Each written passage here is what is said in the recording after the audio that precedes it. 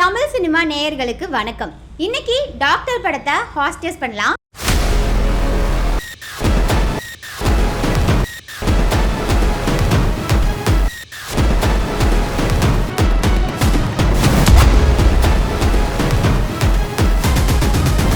இந்த சீனை பாருங்க. சின்னவை கண்டுபிடிக்கிற இந்த ப்ராசஸில் ஒரு வேலை அவள் கிடச்சிட்டான்னா அதை காரணமாக வச்சு இந்த கல்யாணத்தை நடத்தலான்ற எந்த இன்டென்ஷனோ ஐடியாவோ எனக்கு கிடையாது. திடீர்னு இதை சொல்லணும்னு தோணுச்சு, சொல்லிட்டேன். ஓகே.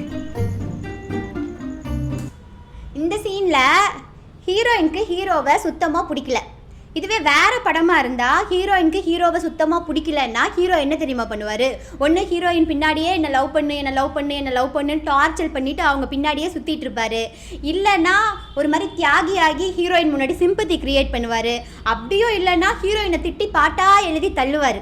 ஆனால் இந்த படத்தில் ஹீரோவான சிவகார்த்திகேயன் அப்படி எதுவுமே பண்ணலை.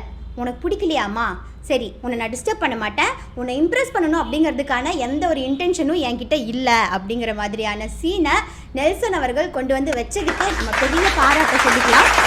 ஸோ இந்த மாதிரியான சீன் இந்த படத்தில் இருக்கிறதுனால ஹராஸ்மெண்ட்டுக்கு நம்ம தரக்கூடிய பாயிண்ட் 1. நல்ல ஜாலியாக வைப் பண்ணுற மாதிரி ஒரு பாட்டு.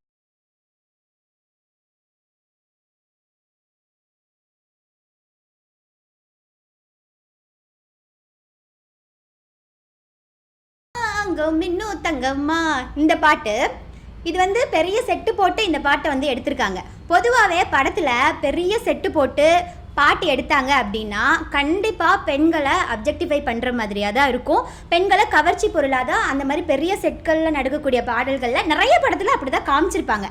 ஆனால் இந்த படத்தில் அந்த மாதிரி எந்த ஒரு ஆப்ஜெக்டிஃபிகேஷனுமே இல்லை. பெண்களை கவர்ச்சியாவோ காட்சி பொருளாவோ இந்த படத்தில் சுத்தமாக காட்டவே இல்லை. ஸோ அப்ஜெக்டிஃபிகேஷனுக்கு நம்ம தரக்கூடிய பாயிண்ட் 1. அடுத்ததா கருப்பு நிற பெண்களுக்கான முக்கியத்துவம்ல இந்த சீனை பாருங்க. உங்களுக்குலாம் ஓகே தானே? சாகிறதுன்னு முடிவு பண்ணதுக்கப்புறம் தூக்கில் மாட்டிக்கிட்டானே, லாரியில் மாட்டிக்கிட்டானே, எல்லாம் ஒன்று தானேப்பா. வெளில அனுப்பிச்சிட்டான். இப்போது இந்த படத்தில் இருக்கிற டைரக்டரு, கேஸ்டிங் டைரக்டரு இவங்கெல்லாம் சேர்ந்து ஒரு டிஸ்கஷன் ஒன்று போட்டிருப்பாங்க. இந்த படத்துக்கு ஒரு வேலைக்காரி கேரக்டர் ஒன்று வேணும், அந்த கேரக்டரை கொஞ்சம் கலாய்க்கிற மாதிரி இருக்கணும் அப்படின்னு சொல்லி முடிவெடுத்த உடனே ஃபஸ்ட்டு அவங்க மைண்டுக்கு வந்தது கருப்பாக குண்டா ஒரு பொண்ணை எடுத்துகிட்டு வந்து அங்கே ப்ளேஸ் பண்ணணும் அப்படிங்கிறது தான். Same mind set. கருப்பாக இருக்கிற பெண்களுக்கான முக்கியத்துவம் சினிமாவில் எங்கே இருக்குது அப்படின்னு பார்த்தீங்கன்னா, ஒன்று அவள் ஏழை பொண்ணாக இருக்கணும், இல்லைனா வந்து அவள் ஆயாவாக இருக்கணும், இல்லைனா அவள் குப்பை அழுற பெண்ணாக இருக்கணும், அப்படியும் இல்லைனா கடைக்கோடி கிராமத்திலேருந்து வர ஒரு பொண்ணாக இருக்கணும். இந்த படத்தில் தீபா அவர்களை எப்படி ப்ளேஸ் பண்ணியிருக்காங்க? ஒரு வேலைக்காரி பொண்ணு, அதுவும் கிண்டல் அடிக்கிற மாதிரியான ஒரு பொண்ணு. ஒரு காமெடி பண்ணணும், அந்த பொண்ணை பிடிச்சி கிண்டல் பண்ணணும்னா நாங்கள் அந்த மாதிரி கேரக்டரை கொண்டு வந்து ப்ளேஸ் பண்ணிப்போம். ஏன்? ஸோ ரேசிசம்க்கு நம்ம தரக்கூடிய பாயிண்ட் 0. ஸ்டீரியோ டைப்ஸுக்கு இந்த சீன் சொல்லணும், பாசிட்டிவாக தான் சொல்லணும். பாசிட்டிவிட்டி தானே எல்லாமே. செத்தவன் காதில் கூட போய் உங்களுக்கு ஒன்றும் இல்லை, நீங்கள் நல்லா தான் இருக்கீங்கன்னு சொன்னால் செத்தவன் கூட உயிரோட எந்திரிச்சு வந்துடுவான். எவ்வளோ வாட்டி சொன்னேன் அழகாக இருந்தால் அறிவு சுத்தமாக இருக்காதுன்னு. பார்த்தியா, ஒரு டாக்டருக்கு டாக்டர் பொண்ணு தான் கரெக்ட். அழகாக இருந்தால் அறிவு சுத்தமாக இருக்காதுன்னு இல்லை. இது என்னன்னா, முன்னெல்லாம் பொண்ணுங்களுக்கு அறிவே இல்லை அப்படின்னு சொல்லிட்டு இருந்தாங்க. எந்த ஒரு அறிவானவங்கள்லாம் சேர்ந்து உட்காந்து ஏதாவது பேசினாங்க அப்படின்னா கூட பொண்ணுங்களை அங்கே சேர்த்துக்காமல் இருந்தாங்க. அப்புறம் பொண்ணுங்க கொஞ்சம் படித்து கிடிச்சு எல்லாம் முன்னேறி வந்தப்போ ஏதோ ஒன்று குத்தி காட்டலாம், ஏதாவது ஒன்று சொல்லலாம் அப்படிங்கும்போது வந்த டைலாக் தான் அழகு அதிகமாக இருந்தால் அறிவு இருக்காதுன்னு சொன்னே கேட்டியா அப்படின்னு. இந்த சீனை பார்க்கலாம். இல்லை நீங்கள் கனகாமரம் கொள்கையா கோமதிக்கா, இப்போ எதுக்கு இவ்வளோ காண்டா மறைச்சுனுக்கிறீங்க? நியாயமாக பார்த்தா உங்கள் ஆளுங்களை தான் நீங்கள் மறைக்கணும். ஆனால் அவளை நான் சொல்லுவேன், உங்களுக்கு கோவம் வரும். ஆனால் அதுதான் உண்மை. இந்த கனகாமரம் உங்களுக்கு எவ்வளோ அழகாக இருக்குது தெரியுமா? போகும்போது ஒரு செல்ஃபி எடுத்துக்கலாமா?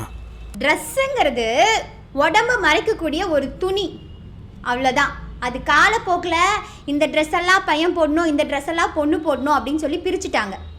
ஒரு வேலை இந்த படத்தில் காட்டக்கூடிய இந்த நைட்டி, இந்த பூவு, கோமதிங்கிற பேர், இது எல்லாமே பையனை குறிக்கிற ஒரு பேர், பையனை குறிக்கிற ஒரு ட்ரெஸ்ஸு, பையனை குறிக்கிற ஒரு பூவாக இருந்துருச்சுன்னா நீங்கள் அதை வந்து ரொம்ப பெருமையாக ஏற்றுக்குவீங்க.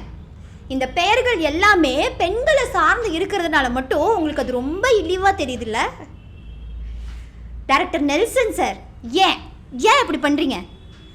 எங்களுக்குன்னு ஏதாவது ஒரு சீன், எங்களுக்குன்னு ஏதாவது ஒரு செல்ஃப் ரெஸ்பெக்ட் இருக்கிற மாதிரியான சீன் உங்கள் படத்தில் வச்சாதான் என்ன? ஸ்டீரியோ டைப்ஸுக்கு. அடுத்த காட்சி.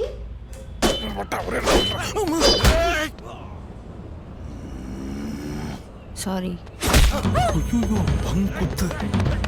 கதாநாயகிக்கு கதைக்கான முக்கியத்துவம் இந்த படத்தில் கொடுத்துருக்காங்களா அப்படின்னு பார்த்தீங்கன்னா, படத்தில் ஒரு பிரச்சனை வருது, அந்த பிரச்சனையே கதாநாயகி வீட்டிலிருந்து தான் வருது, அதுக்கு தான் ஹீரோ போய் ஹெல்ப் பண்ணுற மாதிரி இருக்கிறதுனால ஸ்பேஸுக்கு நம்ம தரக்கூடிய பாயிண்ட் 1.